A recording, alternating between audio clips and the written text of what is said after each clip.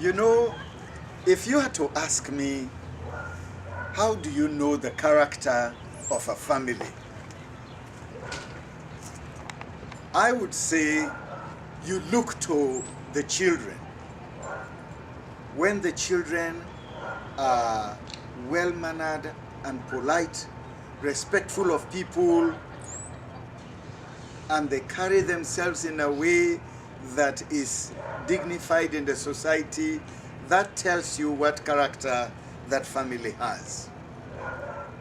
I asked my daughter, I said, why do you like and admire the Twainga family? She said, their children are polite and extremely helpful. I said, so if indeed we want to know a family, the children can tell us a whole lot about that family. And that is what we have seen with the Twainga family.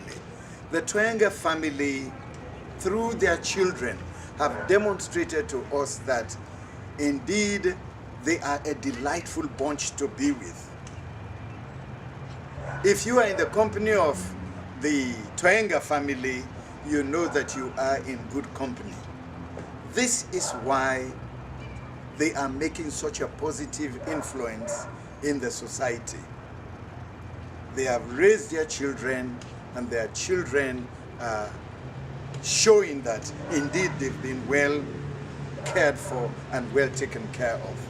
That is what makes the Twainga family such a positive influence in our society.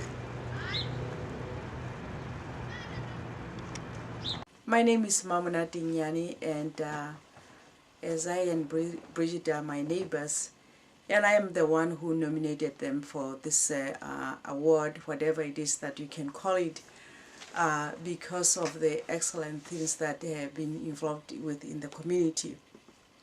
And that's the reason why I nominated them. And one of the good things about them is that their home is open to everybody who need their help. And they are also involved in the community with different things. And one thing that stands out is when I was, we had preparations for cancer awareness week with the African ladies. Esai works, like he wakes up at 5 o'clock in the morning, and that activity was at his church. So regardless of how tired he was, he volunteers to go and help us, and he was there until the activity was done at 8 o'clock p.m. So that alone was something that really made me to be aware that he is, or both of them are, individuals that don't think only about themselves, they think about others. So that's the reason why, and I still believe and really believe that this opportunity they will use it to the benefit of their family, but on top of that, of others who they have housed in this house where we are in right now, their families and their friends who needed their help. So this is the end of the story, and I believe that you you are going to look at this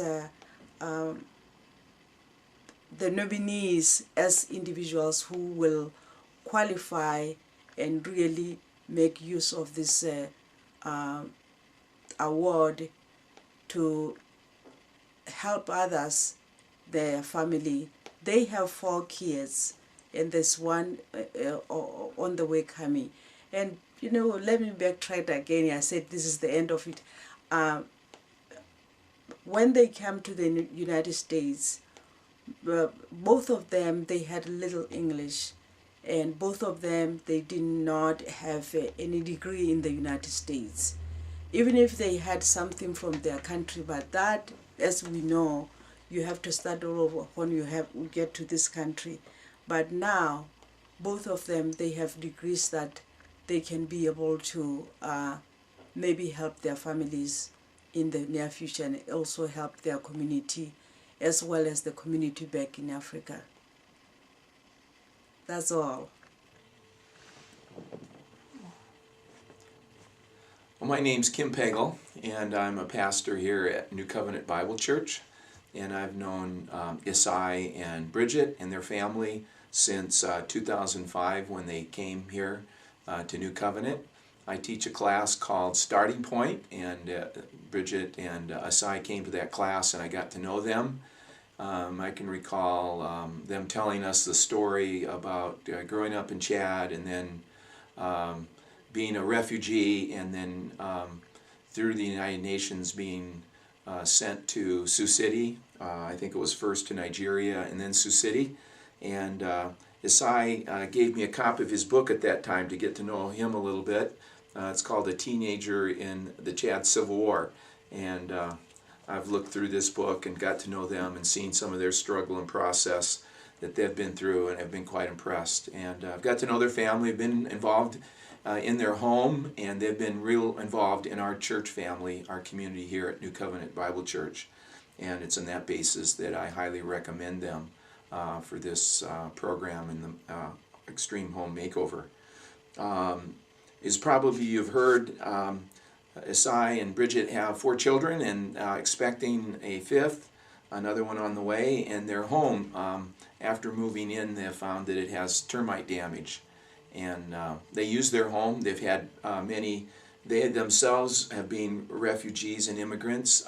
They understand what that's like, and they've used their home in the past to have people stay and live with them, and have been a blessing to many. But the house is damaged and needs extensive repair work or something done to it. So the family's been through a lot of struggles, not only being refugees themselves to the United States, learning a foreign culture, learning a new language, but they've, in 2006, had a tragic automobile accident. And Bridget's mother was living with them, providing child care so that Bridget can go and get her nursing degree.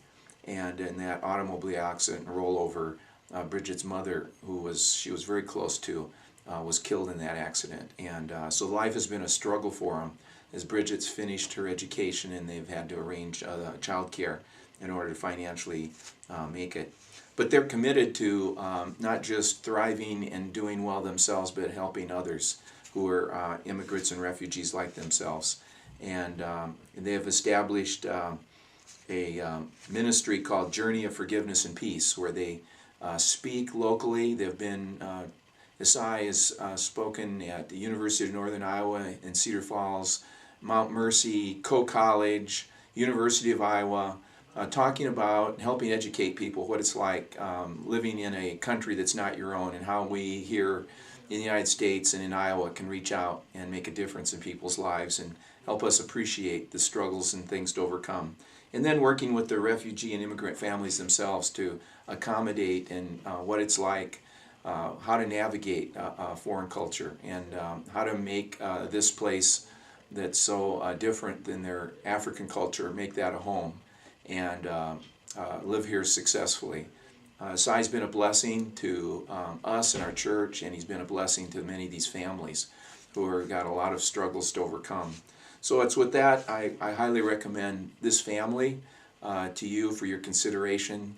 They're a family that cares for others, that are connected in our community, that are reaching out and in need themselves, but also think of others before themselves.